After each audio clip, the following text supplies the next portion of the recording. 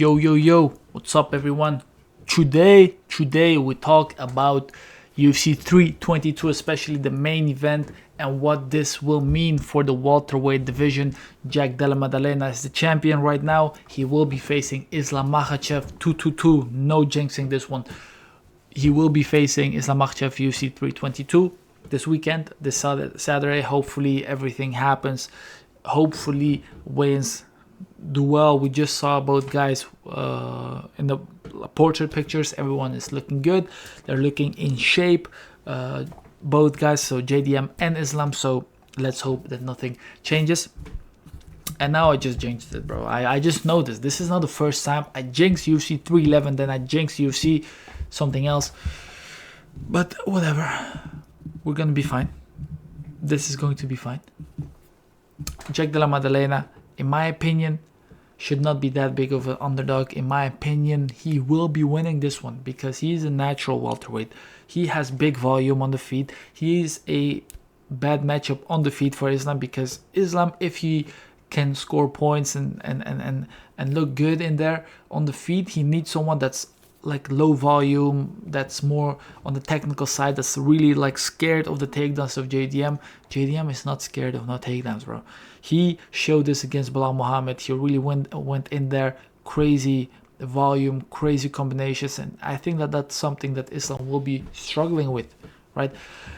Of course, I think that Islam takes him down once or twice or three times, but I don't think that he will be able to finish JDM or hold him down too long. Obviously, he will be able to hold him down for 1-2 minutes, but I think at some point JDM will be getting back to the right positions.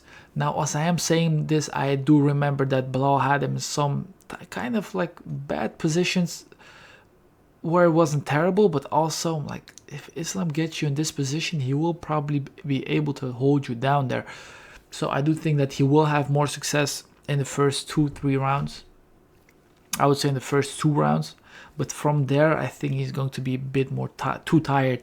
Not like gassed, but I think that he will not be as fresh as JDM, which is why I think that he will be losing. But I would not be surprised at all if it doesn't go to round 3, for example, or even round 2, because Islam is a phenom, bro. But I just think that welterweight, I'm not sure if that like suits him. I'm not sure if the cardio will be there. I think that he will be the better fighter, but I'm not sure if the cardio will be there. I'm not sure if the strength, if the power will translate to 170. I do understand if people just believe in him having cardio because he is a phenom, and he is, like I said. But I am trusting in JDM as well. He has good people around him. You know, Volk is out there helping him. Craig Jones is also there helping him. I think that these guys will have a good game plan, how to not get stuck down there and go and fight on the feet. So I am going with JDM. Then there's 2 big welterweight fights in Leon Edwards versus Carlos Prates and Sean Brady versus Michael Morales. And a lot of people are saying, oh, Brady versus Morales is a number 1 contender. I disagree. I don't see how that would be a number 1 contender, especially if Morales wins. Doesn't really make sense to me because I don't know. I feel like he needs to be built up a bit more, and I feel like he would just get cooked by whoever is a champion. Like Sean Brady, I think Sean Brady beats Morales, by the way. But I see that I know that he has something, or it seems like he has some weakness we just haven't found again. We know Bilal cooked him, but it was some time ago, and you know Sean Brady said himself like, oh, I was undefeated, and that was just a problem for me. I needed to lose that. And since then he's been looking very good, very dominant, but also against competition that I feel like matchup wise was really good for him. In Burns was very old, Gaslam just not on the elite level, and Leon Edwards, we know he kind of breaks when he's really getting taken down. We saw that with Bilal, and I wouldn't say Bilal some elite grappler, and still he was cooking him there. So I need to see this fight for Sean Brady for me to be really like, okay, this guy is title contender. So if Sean Brady wins, I would say, okay, that makes sense because he also beat Leon Edwards. On short notice, might I add. in England.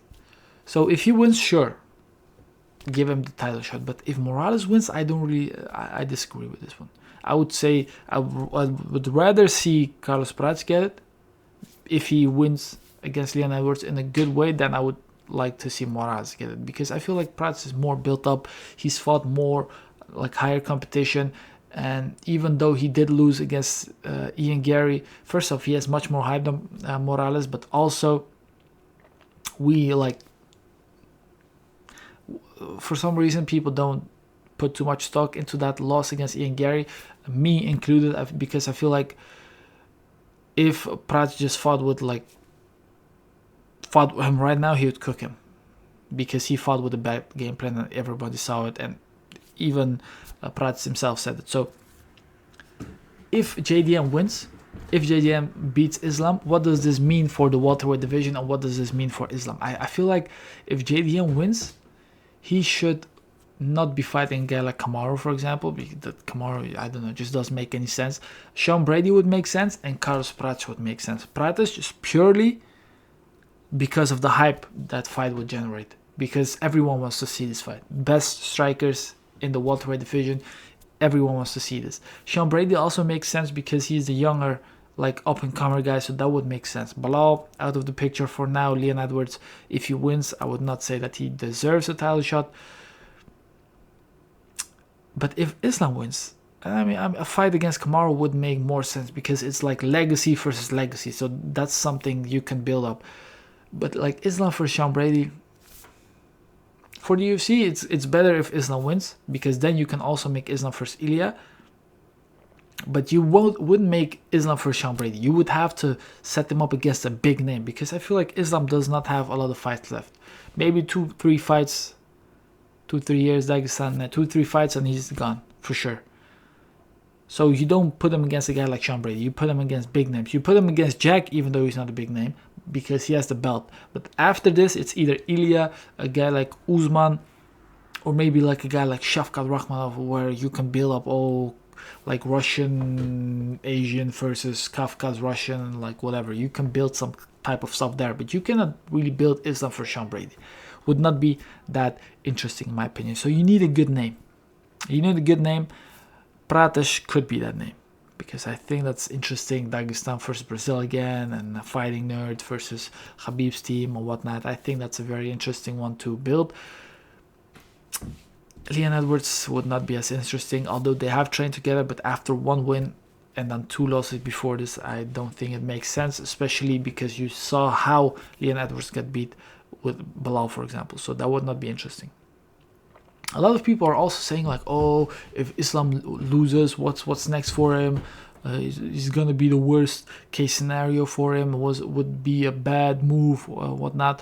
But bro, if he would have lost at lightweight, it would be the same thing. He would just have to build himself back up. So I don't really see what the issue is. I don't see Islam being too small or whatever, and that's why he loses, and he now cannot really fight a welterweight, and he's ballooned up to welterweight and can also not fight a lightweight. I don't see this being the case at all. I feel like that's a bit stupid, to be honest.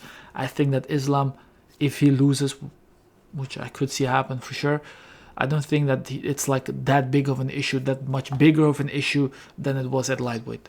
A loss is a loss, one win for him, and he gets a title shot again. This goes for lightweight and welterweight. At lightweight, I would say that he would probably get an immediate rematch, whoever he fought. But at welterweight, not so much, because he hasn't really done anything there. So maybe in that case, I would understand what people are saying. But if JDM wins and Carlos Prates wins, I would say please make that fight. As a fan, that would be amazing. But I would, if we have to talk about who deserves it more, then it would be Sean Brady versus JDM. If Sean Brady, of course, beats Morales. Now, if Islam wins, it's probably going to be against Ilia Topuria. I think that that's something they're waiting for. That's why Ilya really hasn't signed anything against Paddy. I think they're waiting for Islam to beat JDM. And then Ilya does a call out like some long ass text on Twitter, like, hey bro, I'm fighting you, I'm moving up, blah blah blah, 170, make it happen, whatever. I That would be sick, to be honest. If they fight at 170, that would be insane. But I don't know, man. Islam versus Ilya, that happens. And otherwise, Kamaru Usman, Carlos Prates. Now, if Morales and Leon Edwards lose, I would say put them together. That would be interesting. And then, but if both guys win, by the way, if Morales and Leon Edwards win, then it would also kind of make sense to put them together. Or you make Morales versus Usman, for example.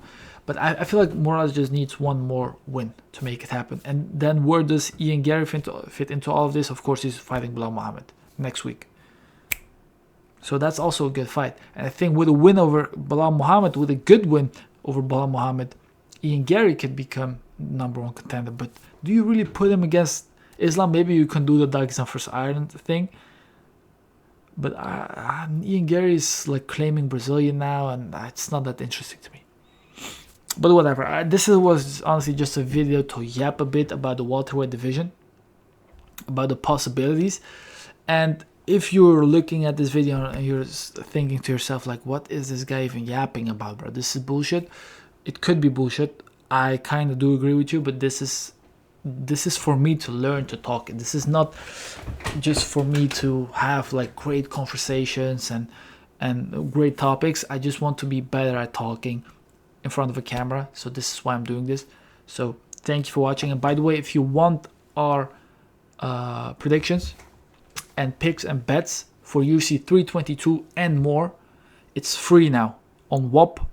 Because there have been some technical issues on Patreon. We are moving to WOP. Everything is free. We want the first 50 people to join for free. So link in bio, link in story. In the story, everything is set there. For 2 months, you get free UFC bets.